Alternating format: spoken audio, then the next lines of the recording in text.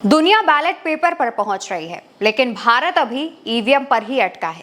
ये कहना है कांग्रेस के राष्ट्रीय अध्यक्ष मल्लिकार्जुन खड़गे का। दोस्तों, आपको पता है कि कांग्रेस अपना राष्ट्रीय अधिवेशन गुजरात के अहमदाबाद में उसका आयोजन कर रही है।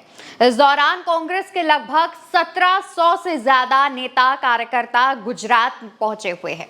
इसमें कांग्रेस के कई वरिष्ठ नेता हैं, जिसमें सोनिया गांधी, राहुल गांधी, मल्लिकार्जुन खड़गे, केसी वेणुगोपाल, इनके अलावा कांग्रेस के तमाम नेता मौजूद हैं।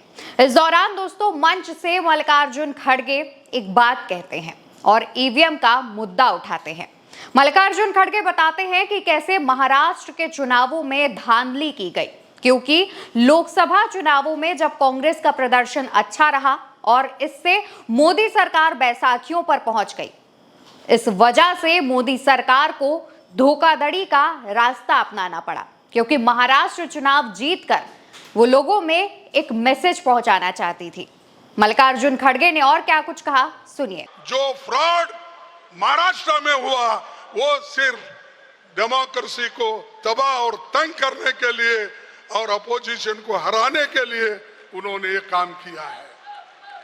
इसके खिलाफ भी हमको लड़ना है। दोस्तों, मल्लिकार्जुन खड़गे मंच से ना सिर्फ ईवीएम पर बात करते हैं, बल्कि तमाम मुद्दे उठाते हैं। मल्लिकार्जुन खड़गे जब ईवीएम पर बोल रहे होते हैं, उस दौरान वो ये भी कहते हैं कि बैलेट पेपर से अगर मतदान होगा तो चुनावों में पारदर्शिता आएगी, क्योंकि लोकसभा चुनावों के दौरान जिन लोगों ने कांग्रेस को वोट किया था, विधानसभा चुनावों के दौरान उनके साथ धोखाधड़ी की गई। इसके अलावा और क्या कुछ कहते हैं वो हम आपको बता देते हैं। कांग्रेस के ऑफिशियल एक्स अकाउंट से एक पोस्ट सामने आता है, जिसमें लिखा है, महाराष्ट्र चुनाव से जुड़ा मामला राहुल गांधी जी ने सदन और मीडिया के बीच में उठाया। पूरी पार्टी ने इस मुद्दे को उठाया, लेकिन सरकार पर कोई असर नहीं हुआ। महाराष्ट्र के विधानसभा चुनाव और लोकसभा चुनाव के बीच लाखों मतदाता बढ़ गए। आखिर ये कैसा चुनाव आयोग है, ये कैसी डेमोक्रेसी है? सब कुछ फर्जी बनाकर चुनाव जीत गए, ये फ्रॉड है और लोकतंत्र पर चोट है। महाराष्ट्र विधानसभा चुनावों में जो फ्रॉड किया गया वैसा देश में कभी नहीं हुआ। ये सिर्फ लोकतंत्र को तंग और तबाह करने के लिए किया गया है। हम पीछे हटने वाले नहीं हैं। वोटर लिस्ट में जो गड़बड़ियां हुई हैं, हम उन पर काम कर रहे हैं। जो चोर चोरी करता है वो एक ना एक दिन पकड़ा जाता है। और कुछ ऐसा कहते हुए मल्लिकार्जुन खड़गे अपनी बात खत्म करते हैं। इसके बाद दोस्तों मल्लिकार्जुन खड़गे ने कई और मुद्दे उठाए। पूंजीपतियों का मुद्दा उठाया, जिसमें अडानी का बिना नाम लिए उन्होंने मोदी सरकार और पूंजीपतियों पर निशाना साधा। मणिपुर पर भी बात की, कहा कि किस तरीके से मणिपुर के मुद्दे पर भाजपा की सरकार, प्रधानमंत्री नरेंद्र मोदी बोलने से बचना चाहते हैं। वक्फ बिल पर भी उन्होंने अपनी बात रखी।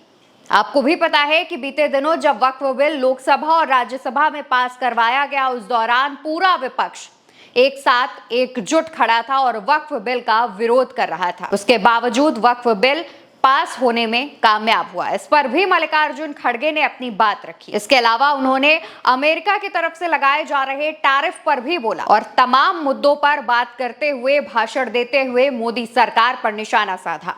लेकिन इस दौरान सबसे ज्यादा अहम मुद्दा जो है वो है ईवीएम से चुनाव का, क्योंकि आपको भी पता है कि साल के अंत में बिहार में विधानसभा चुनाव होने हैं।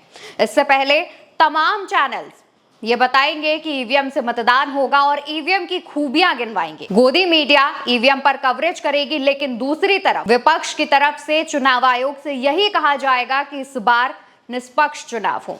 फिलहाल मल्लिकार्जुन खड़गे ने अपनी बात ईवीएम पर रखी है। बैलेट पेपर से चुनाव कराने की बात उन्होंने भी की है और इससे पहले राहुल गांधी भी बैलेट पेपर से चुनाव की मांग करवा चुके हैं। अब देखना होगा कि क्या इस मांग पर सुनवाई की जाती है। इसके अलावा इस पूरे खबर पर आपकी क्या राय है, कमेंट सेक्शन में बताइएगा। नमस्कार।